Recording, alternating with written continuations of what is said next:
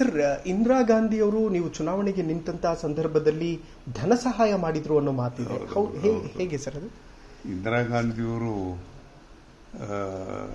78ರಲ್ಲಿ ಚುನಾವಣೆ ನಿಂತಾಗ ನನಗೆ ಚುನಾವಣೆ ಕ್ಷೇತ್ರಕ್ಕೆ ಬಂದರು ಕ್ಯಾನ್ವಾಸಿಗೆ. ಓಕೆ. ಬಂದಂಥ ಸಂದರ್ಭದಲ್ಲಿ ಇಂದಿರಾ ಗಾಂಧಿಯವರು ನನಗೊಂದು ಮಾತು ಕೇಳಿದ್ರು, ನನಗೊಂದು ಟ್ಯಾಬ್ಲೆಟ್ ತಂದು ಕೊಡ್ತೀಯಾ ಅಂದರು. ಓಕೆ. ಅವ್ರಿಗೆ ಹುಷಾರಿರ್ಲಿಲ್ಲ, ನಮಗೆ ಗೊತ್ತಿಲ್ಲ ಅದು.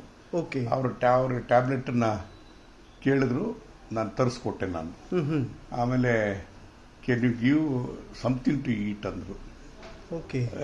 ಅಲ್ಲೇ ಪಕ್ಕದಲ್ಲಿ ಐಬಿ ಇತ್ತು.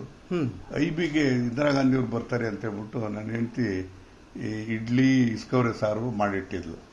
ಅದು ಐಬಿನಲ್ಲಿ ಜನಗಳಿಗೆ ಯಾರಿಗಾರ ಬೇಕಾಗತ್ತೆ ಅಂತ ಇಟ್ಟಿದ್ವಿ. ಮೇಡಮ್ ಈ ತರ ಕಾರ್ಯಕರ್ತರಿಗೆ ಅಂತ ಮಾಡಿ ಇಟ್ಟಿದ್ದೆ, ಅದನ್ನೇ ಸರ್ವ್ ಮಾಡ್ತೀನಿ ಅಂತ. ಅಯ್ಯೋ ಅದು ಒಳ್ಳೇದಾಯ್ತು, ನನಗೆ ಅಲ್ಲೇ ಸರ್ವ್ ಮಾಡಿದ್ರು. ಆ ಇಸ್ಕವರೆ ಸಾರು ಇಂದಿರಾ ಗಾಂಧಿಯವರು ಯಾವತ್ತೂ ನೋಡಿದ್ದಿಲ್ಲ. ಓಕೆ. ತುಂಬಾ ಟೇಸ್ಟ್ ಇತ್ತು. ಅದನ್ನ ತಿಂದು ಮಾತ್ರ ತಗೊಂಡು ಮಲಗಿದ್ರು. ಮಲಗಿದ್ದಾದ್ಮೇಲೆ ಒಂದು ಅರ್ಧ ಗಂಟೆ ಮಲಗಿದ್ದಾದ್ಮೇಲೆ ಬೆಳಗ್ಗೆ ಎದ್ದು ಅವಾಗ ನನ್ನಿಂದ ಏನಾಗ್ಬೇಕು ನಿನ್ನ ಮೇಲೆ, ನಾನು ಹೇಳಿದೆ ನಿಮ್ಮಿಂದ ಏನೂ ಬೇಡ, ನಿಮ್ಮ ಬ್ಲೆಸ್ಸಿಂಗ್ಸ್ ಸಾಕು ನಾನು ಅಂದೆ.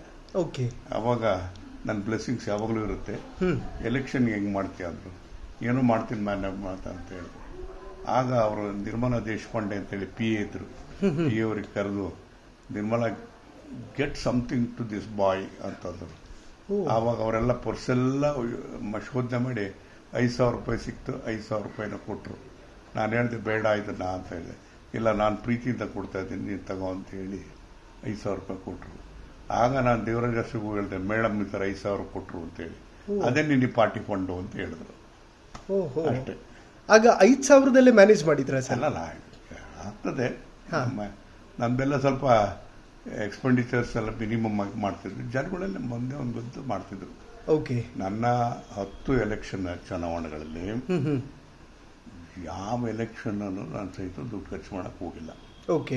ಅವ್ರೇನಂದ್ರೆ ಇತ್ತೀಚೆಗೆ ಚುನಾವಣೆಗಳು ದುಬಾರಿ ಆಗ್ತಾ ಇದಾವೆ. ಹೌದು ಸರ್. ಮೊದಲೆಲ್ಲ ಏನಾಗ್ತಿತ್ತು ಅಂದ್ರೆ ಜನರೇ ಅವರೇ ಹಣ ಕಲೆಕ್ಟ್ ಮಾಡೋರು, ಹಣ ಕೆಲಸ ಮಾಡೋರು, ಅವರೇ ಖರ್ಚು ಮಾಡೋರು. ಓಕೆ. ಆಮೇಲೆ ನಾವು ಇಷ್ಟು ಕಲೆಕ್ಟ್ ಮಾಡಿದ್ವಿ, ಇಷ್ಟು ಬಂತು, ಇಷ್ಟು ಖರ್ಚಾಯ್ತು ಅಂತೇಳಿ ನಮ್ಗೆ ಲೆಕ್ಕ ಹೇಳೋರು. ಆ ಥರ ಇತ್ತು. ಅಮೇಜಿಂಗ್.